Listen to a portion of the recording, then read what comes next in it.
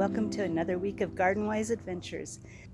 Last month we talked about soil, why it's important, how to tell what kind of soil you have, and the relationship between soil and water. And this week we're going to cover a topic that is very important to the state of Utah, and that is the topic of water. Utah is counted as a desert. It's the second driest state in the United States, but it's one of the top 10 in water users.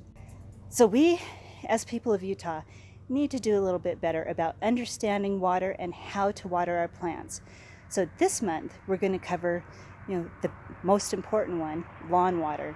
We're going to do an interview with the venerated Lawn Ginger.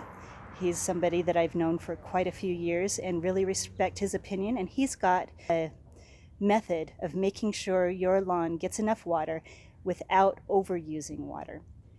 We're going to interview a soil scientist who is another good friend of mine, Dr. Brian Hopkins, and he talks also a little bit about water and why it's important in the landscape and how to make sure you don't use too much. So let's look at my landscape just as a generic overview, so we can kind of talk a little bit about water-wise plants, how to be water-wise, and a little bit about how I water. So here's a little bit of the overview of my landscape. Today is Saturday. I do all my videos on Saturday. My lawn was watered last night. I live in Pleasant Grove. We use secondary water, which means it's not culinary water.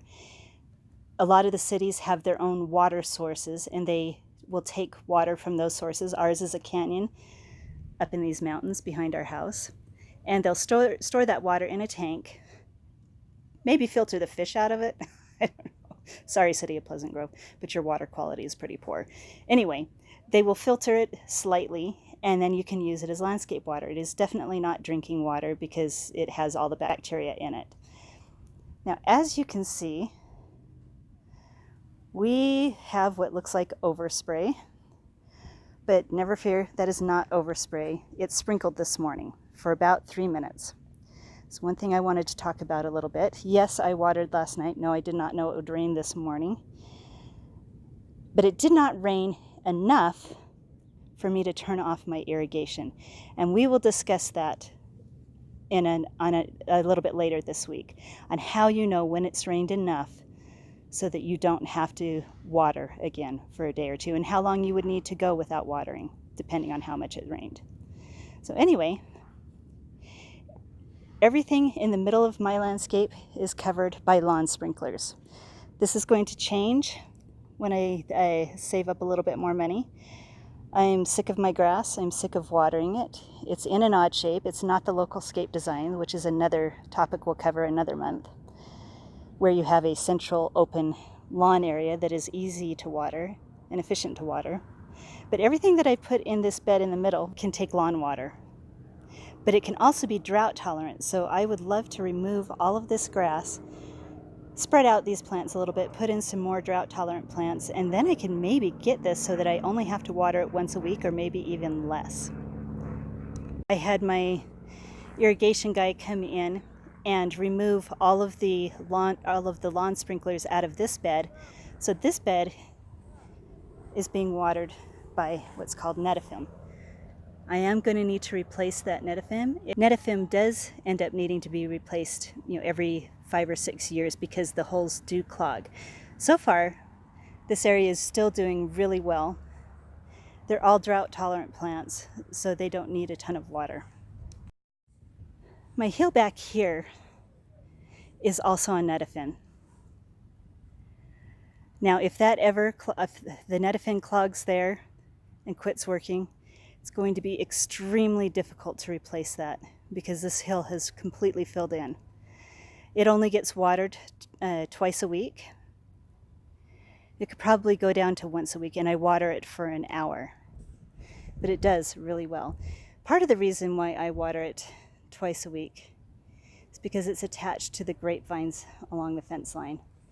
The grapevines along my fence line did not do well being watered once a week. For some reason, they're normally drought tolerant, but for some reason mine are needing to be watered twice a week.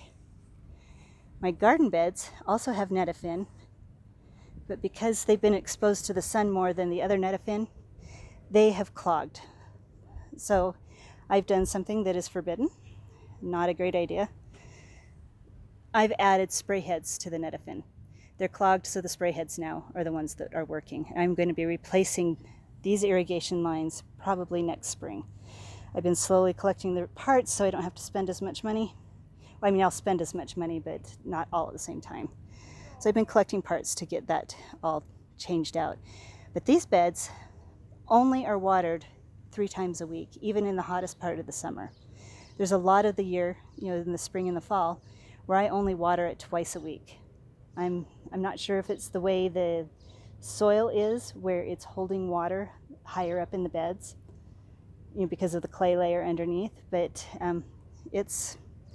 they've done really well and have not needed a lot of water. I'm excited to continue on with the series this week about water in your landscape. We're going to talk about watering your lawn. We're going to talk about drip irrigation. I'm going to go over how to check your lawn irrigation to make sure that you're getting appropriate amounts of water.